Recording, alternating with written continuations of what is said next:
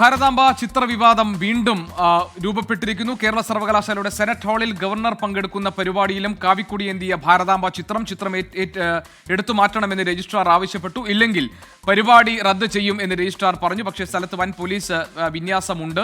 അവിടെ SFI പ്രവർത്തകർ തടിച്ചുകൂടിയിട്ടുണ്ട്. ഇതിൽ പ്രതിഷേധം അറിയിക്കാൻ സലീം മാലിക് കൊണ്ട് വിവരങ്ങൾ നൽകാൻ. സലീം, ഇപ്പോഴത്തെ സ്ഥിതി എന്താണ്?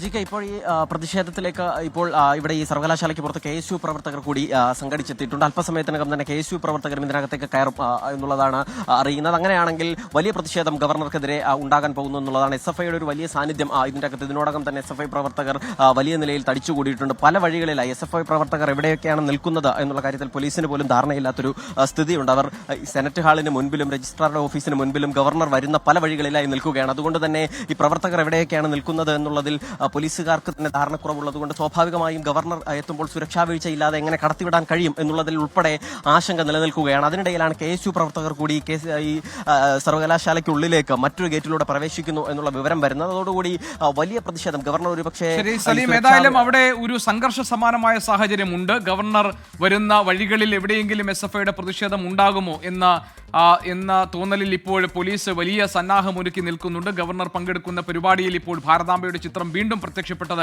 വിവാദങ്ങൾക്ക് വഴിവെക്കുകയാണ്. അതോടൊപ്പം തന്നെ SFI പ്രവർത്തകർ പ്രതിഷേധം അറിയിക്കാൻ സെനറ്റ് ഹാളിന് മുന്നിൽ തടിച്ചുകൂടിയിരിക്കുന്നു. BJP പ്രവർത്തകരും അവിടെയുണ്ട്. ശ്രീപത്മനാഭ സേവാ സമിതിയാണ് ഈ പരിപാടി ചടങ്ങ് സംഘടിപ്പിക്കുന്നത്. അടിയന്തരാവസ്ഥയുടെ 50 ആണ്ടുകൾ എന്ന ചടങ്ങിൽ പങ്കെടുക്കാനാണ് ഗവർണർ എത്തുന്നത്. അവിടെയാണ് കാവിക്കൊടിയേന്തിയ ഭാരതാംബയുടെ ചിത്രം വീണ്ടും പ്രത്യക്ഷപ്പെട്ടിരിക്കുന്നത്. തങ്ങൾ നടത്തുന്ന ഒരു ചടങ്ങിൽ ആരുടെയൊക്കെ ചിത്രങ്ങൾ വെക്കണമെന്ന് തങ്ങൾ തീരുമാനിക്കുമെന്ന് ഭാരവാഹികൾ പറഞ്ഞു. അത് അനുവദിക്കില്ല എന്ന നിലപാട് SFI സ്വീകരിച്ചിരിക്കുന്നു. ഞങ്ങളുടെ പ്രതിനിധികൾ റിനു, ശ്രീധർ, സലീം മാലിക് എന്നിവരാണ് അവിടെ നിന്നും റിപ്പോർട്ടുകളുമായി നമ്മളോടൊപ്പം ഉണ്ടായിരുന്നത്.